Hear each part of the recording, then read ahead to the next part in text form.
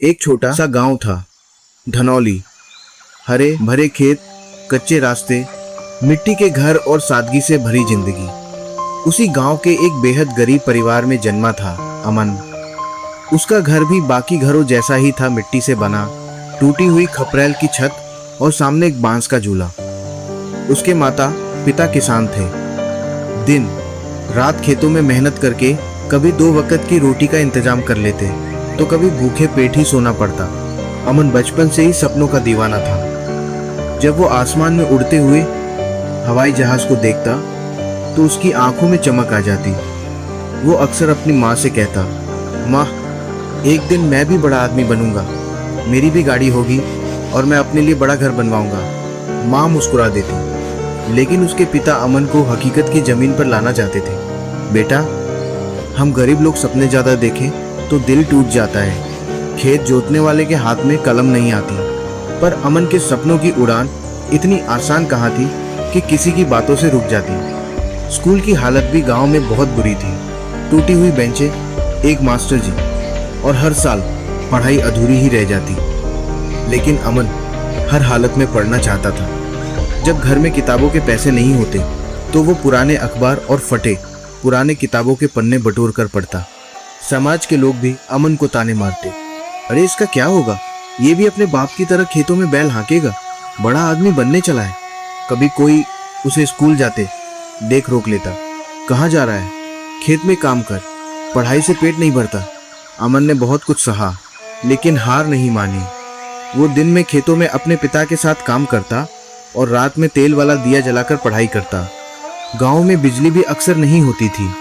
एक दिन स्कूल में जिला स्तर की प्रतियोगिता हुई निबंध लेखन की। अमन ने उसमें हिस्सा लिया। उसका विषय था मेरे सपने। अमन ने लिखा, मैं ऐसा आदमी बनना चाहता हूँ जिसे लोग सिर्फ कपड़ों या पैसे से नहीं, उसके काम से जाने। मैं ऐसा कुछ करूँगा कि मेरा गांव भी मुझ पर गर्व करे। अमन ने उस प्रतियोगिता में पहला स्थान हासिल किया। उसकी फोटो पहली बार अखबार में छपी। गांव वालों की बातें कुछ कम हुई, लेकिन ताने देने वालों की कमी नहीं हुई।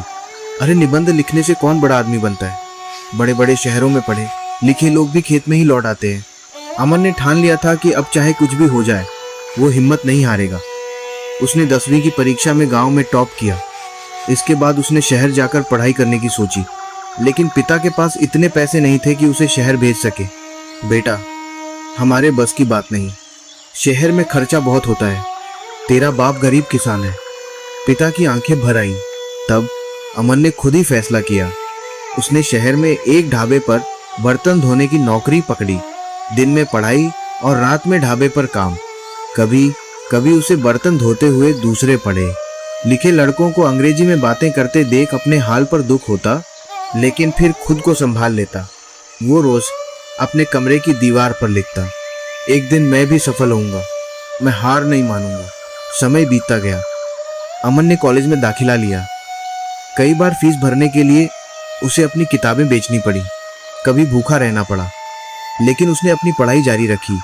कई बार उसे लगने लगा था कि अब उससे नहीं होगा, दुनिया बहुत बड़ी है और वो बस एक मामूली सा लड़का। लेकिन फिर अपनी माँ की कही एक बात याद आती, बेटा, अगर मन में विश्वास हो और मेहनत में सच्चाई तो भगवान भी मदद करता है। अमन ने अपने जीवन का पहला बड़ा इम्तिहान पास किया। उसने प्रतियोगी परीक्षा में सफलता हासिल की। वो शहर के एक प्रतिष्ठित कॉलेज में स्कॉलरशिप पर पहुंच गया। अब अमन का सपना और बड़ा हो चुका था। उसने लक्ष्य बना लिया था कि वो एक दिन अपना खुद का बिजनेस शुरू करेगा और गांव के बच्चों के लिए स्कूल खोलेगा, ताकि कोई और बच्चा गरीबी के डर से अपने सपनों को न मारे। अमन ने कॉलेज के बाद एक कंपनी में नौकरी की, जहां उसके साथ भी भेदभाव हुआ। बड़े घरों के लड़के उसे नीची नजर से देखते। गांव का गंवार देखो सूट बूट पहनकर ऑफिस आ गया, लेकिन अमन हर दिन खुद को साबित करता।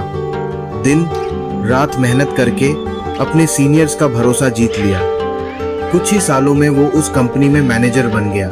अब अमन ने अपनी जमा पूंजी से एक छोटी सी स्टार्टअप कंपनी शुरू की। शुरुआत में नुकसान हुआ, लोग मजाक उड़ाने लगे, अरे नौकरी छोड़कर बिजनेस करने चला है, 2 दिन में घर वापसी करेगा। पर अमन डटा रहा। दिन रात बिना छुट्टी के काम, नए नए आइडियाज। धीरे धीरे उसका बिजनेस चल पड़ा।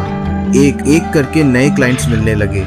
2 साल में उसकी कंपनी लाखों का मुनाफा करने लगी। फिर वो दिन भी आया जब वही लोग जो कभी अमन को ताने मारते थे, उसके दफ्तर में नौकरी के लिए अपनी सिफारिश लेकर आने लगे।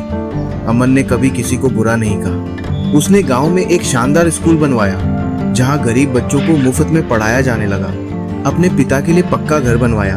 और एक दिन जब अमन को एक राष्ट्रीय पुरस्कार मिलने वाला था, तो मंच पर खड़े होकर उसने कहा, आज मैं जिस मुकाम पर हूँ उसमें मेरी मेहनत, आत्मविश्वास और माँ बाप की दुआ का हाथ है। जो लोग कहते हैं कि गरीब का सपना सपना ही रह जाता है, मैं आज सबको बता देना चाहता हूँ कि अगर इरादे मजबूत हों, मेहनत ईमानदारी से हो और खुद पर विश्वास हो,